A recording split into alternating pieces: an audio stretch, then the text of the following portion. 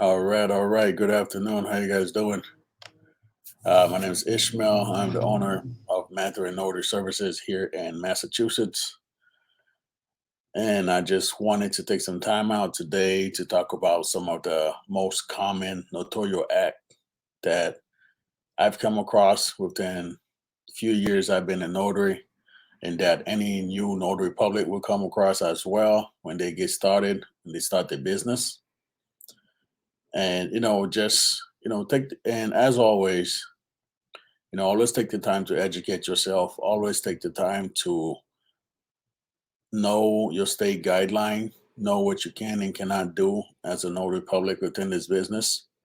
So your education is key, and that is what's going to lead you to a successful career.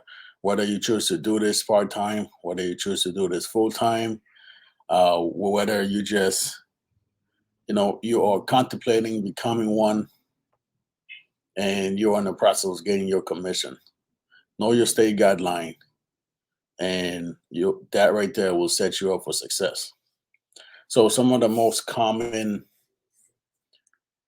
notarial acts that I've done, came across, or I've seen, or I've heard people talk about. The first one, which is very common, is the acknowledgement. And with the acknowledgement, the purpose of the acknowledgement is to verify that the signer is who they say they are, and that they are willingly signing the document. So for example, if somebody call you for you to notarize a document for them, when you get there, they inform you it's an acknowledgement. Then from there, all you're doing is you are verifying that the signer is who they say they are, as far as the document that you have, the person that's in front of you, that's the name that's on the document. All right. And also that they are signing it willingly. No one is being forced to sign the document. There's not a spouse or an ex in another room forcing them to sign a document. That they are doing the signing at their own free will. And some of the common places that you'll see or you'll use a acknowledgement, especially if you're doing like loan signings, will be like a deed of trust, or a mortgage. So those are some common document that usually, where if you are conducting them, if you're allowed to conduct them in your state, you may be attaching an acknowledgement to it. There are plenty more. Well, those are like the two that comes on top of my head right now. Another thing that you need to remember when you are doing an acknowledgement, the signer does not need to be in front of you for them to sign a document. You know, as a notary public officer, we would like for them to be in front of us as they are signing. But when it comes to the acknowledgement, they really don't have to be in front of you. So when you get there and let's say they present you I'll use this. Let's say this was a document and you go to the document, they already signed it prior to you getting there. That's not a big deal when it comes to dealing with acknowledgement. In that case, what you'll do, what I've done, like when I'm verifying the identification, whether I'm using the driver's license or a passport, I will simply just make sure the signature that's on the ID matches with the signature that's on the document. So that's one way that I do it. And I'm sure everyone has their own different methods. So just keep in mind that they don't have to sign it in front of you. You just have to verify who they are, verify their document, and verify their signature. All right. However, when we go to the next one, such as a jurat, the main difference, with the jurat is the signer have to sign in front of you as a notary. I know with the acknowledgement, they don't have to sign in front of you. Some people will not sign it, they'll just wait for you. But every now and then you come across those who already fill out the application or the document and they already signed and dated. But with the jurat, the key difference with the jurat is that the signer must sign in front of you.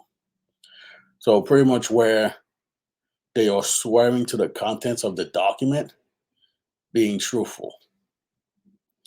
So for example, right, you receive a call and you got there, it's a jurat signing.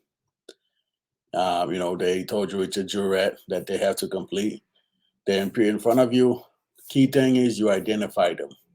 Can use a driver's license, can use a passport, any government issued ID. You identify them. Then you have them sign the document and then they take an oath. All right. So just remember with the acknowledgement, it could go both ways. They can choose to sign it before you get to them, or they can sign it in front of you. But the main key difference between the acknowledgement and the jurat is that the jurat, they have to be in front of a notary for them to sign it. And when I get a call and I talk to them and I ask them what are we doing and stuff like that, if they tell me it's a jurat, then I'll inform them, hey, you cannot sign the document until I'm there. But I've gotten to practicing where if anybody called me for an appointment, I would just tell them, hey, you cannot sign the document until I get there in general. And when I get there, then when I find out, hey, if it's an acknowledgement or it's a jurat, they'll let me know and then we proceed from that. You can get into the habit of just telling them, hey, don't sign and date it until a notary gets there, just to be on the safe side. That's what I've done. That's what works for me. All right. And the next type of notarial act would be the signature witnessing. Signature witnessing, from my knowledge, you do not have to administer an oath when dealing with a signature witnessing. So with this here, as the notary, you are basically certifying the person who is in front of you is who they say they are. And the signature, once again, that's on the document, is their signature. So if we go back to what I was saying regarding the acknowledgement, if they had already signed it, one way you can verify their signature is using the driver's license or passport or any government issued ID. So you can use just by comparing both signatures. So if this was an ID, and this was the document, I would just pretty much verify the signature that's in the government issue ID along with the signature that's on the document. Like, yeah, I use my phone and envelope. That's the only two things I have in front of me. So, the signature witnessing, it's not something I've done a lot. It's not something I've come across, but I know other notaries within the area that they deal with that on a daily basis. All right. But so far within my area, some of the stuff that I mainly deal with is the acknowledgement and the jurat. All right. And the next one is the copy certification. With the copy certification, so you are pretty much confirming that the copy document you receive and the original document that they are accurate. So if you were just starting out, what I'll recommend you with this one here, you have to pay attention to details. So if I come to you with a letter and I say, hey, this is the original one and this is the copy, right? So as a notary, if you're performing a copy certification, I would say pay attention to each line. To be honest with you, especially if you are just starting out, just to verify that the document that you have as the original matches the copy. And some of the documents that may need this would be vehicle title, like high school diplomas or transcripts, bill of sales. So those are some of the most common documents where when someone call you, where they have to get a copy certification, those are some of the most common documents that they will present to you. So again, take your time when you are doing a copy certification. It's always better to be safe than sorry. It's always better for you to take that extra 2-3 minutes to verifying each line. If you have to read each line for you to verify that the original matches the copy, especially if you're not the one who make the copy, take that time out and verify that those lines. It's one thing if they bring you the copy, right? And as they are in your office and you make a copy of the original. So if they bring you the original and you make the copy, so you can 100% assure yourself that, okay, this is right.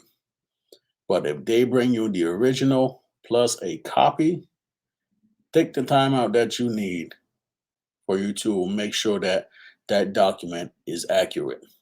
All right. It will not hurt you if you just take a few moments to just verify it. Once again, anything that you're putting your stamp on, you need to verify that it is accurate because you do not want to lose your commission because you choose not to take an extra 5 minutes to verify the document that you are notarizing.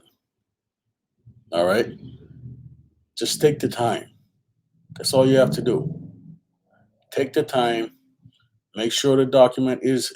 Make sure the document is what it is. Make sure that the document matches the original. Verify the signer. Always use an ID. Like you'll get signers who claim they don't have an ID or the ID is expired or the R&V place says that they're going to get an ID in the next couple of weeks. You get 1,000 excuses on why they don't have an ID. But you need a valid government issued ID for you to notarize a document. I know some state, like I've talked about this before, some state has credible witness. If you have to use a credible witness, then make sure you are documenting in your journal who you are using as a credible witness and to what document and to whom they are being a credible witness to. So that's extremely important. So again, just a quick recap. The 4 most common notarial act that I've come across and what you come across, I talk about the acknowledgement. Acknowledgement is pretty much you are identifying the signer. You're identifying they are who they say they are, and they are signing the document at their own free will. And also keep in mind that with the acknowledgement, the document can be signed before they appear in front of you. All right. Then we go on to the jurat. With the jurat, the key thing between the jurat and the acknowledgement is that the signer must sign in front of the notary. The signer must sign in front of the notary. So if they call you and they telling you they have a jurat, they already signed and date the document, you can always inform them, hey, you can get another document. Therefore, when you, as a notary, goes to their house, that they can sign and take an oath while you are there. And the next one is the signature witnessing. With the signature witnessing, just keep in mind that you do not have to administer an oath with daily signature witnessing. So you're basically certifying the person in front of you is who they say they are. And you're verifying their signature as well. All right. And then the last one that I talked about was the copy certification. Copy certification. Keyword, copy, certify. Original document, copied document. You are verifying that what's on the original document matches with what's on the copied document. Again, always verifying the signer, always ask them for an ID, and always make sure that the signer is signing any document in front of you willingly, that they are not being forced to sign it, that they are willingly signing and aware of what they are signing. That's like the key thing. All right. So that's all I have for today on this one here. I hope you guys have a great day. Hope you guys are staying safe. Hope you guys are accomplishing any goals that you have set for this week. And like I said, always do your due diligence as a notary when you are meeting with signers, when you are notarizing documents. Hope you guys have a great day.